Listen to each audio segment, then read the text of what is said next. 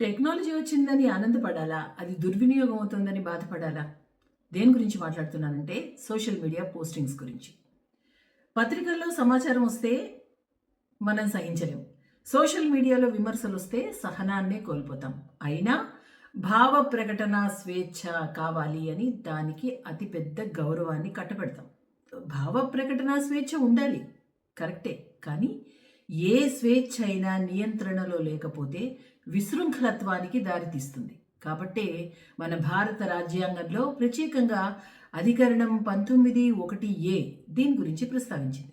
సమాచారాన్ని వీళ్ళు తప్పుగా తీసుకుని మరొక దానిలో దుర్వినియోగం చేయడం అన్నది ఎప్పుడైతే జరుగుతుందో ఇది ఐటీ యాక్ట్ రావడం. ఆ తర్వాత 2009లో ఈ 66(a) అని స్వేచ్ఛగా చెప్పడానికి ఇది ఒక అడ్డుకట్ట అవుతోంది అని చెప్పి దానిని కూడా తొలగించడం జరిగింది. సోషల్ మీడియాలో ఏదైనా మేము పోస్టులు పెడతాం, ఏదైనా చేస్తాము అంటే అది ఇంకా కుదరదు. వావి వరుస లేదు, వీరు వారు లేదు, ఏ పదవుల్లో ఎవరెవరు ఉన్నారని లేదు. అందరినీ ఆఖరికి న్యాయమూర్తుల పైన కూడా పోస్టింగ్స్ పెట్టి, అందులోనూ అసభ్యకరమైన పోస్టింగ్స్. మాధ్యమం చాలా పవర్ఫుల్. అదేంటంటే ప్రజల యొక్క అభిప్రాయాల్ని, అంతేకాదు వాళ్ళ యొక్క ఆలోచన విధానాన్ని కూడా మార్చివేయగల ఒక అతి బలమైన సాధనంగా ఈరోజు తయారైంది. కానీ ఒక రకంగా చెప్పాలి అంటే సోషల్ మీడియా ప్లాట్ఫామ్స్ వల్ల చాలా మందికి వారి వారి అభిప్రాయాల్ని, వారికి ఉన్న ఒక టాలెంట్ని ఎగ్జిబిట్ చేసుకునే ఒక ప్లాట్ఫామ్గా ఈ సోషల్ మీడియా ఉంది.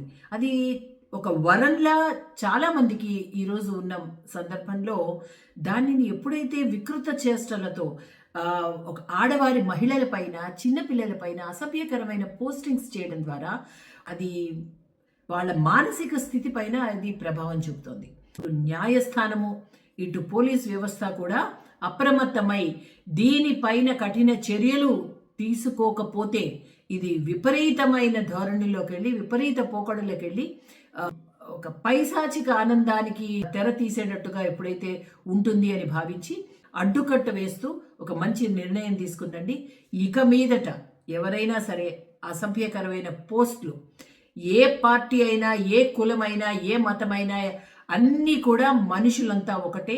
ఆ మహిళల పైన, పిల్లల పైన వ్యక్తిత్వాన్ని దిగజారేటట్టుగా కనుక పోస్టులు పెడితే దానిపైన తీవ్రమైన చర్యలు ఇంకా రాబోయే రోజుల్లో తీసుకోవడం జరుగుతుంది. మీకు తెలిసిన విషయాన్ని, మీకు తెలిసిన విజ్ఞానాన్ని ఈ సోషల్ మీడియా ప్లాట్ఫామ్ ద్వారా నలుగురికి పంచి వారిలో ఒక మంచి మార్పుని తీసుకురావడానికి దోహదపడాలి. కానీ మానసిక స్థైర్యాన్ని దెబ్బతీసేటట్లుగా వ్యక్తిత్వ హననం చేసేలా ఉండకూడదు. ఈ పోస్టింగ్స్లో తస్మాత్ జాగ్రత్త.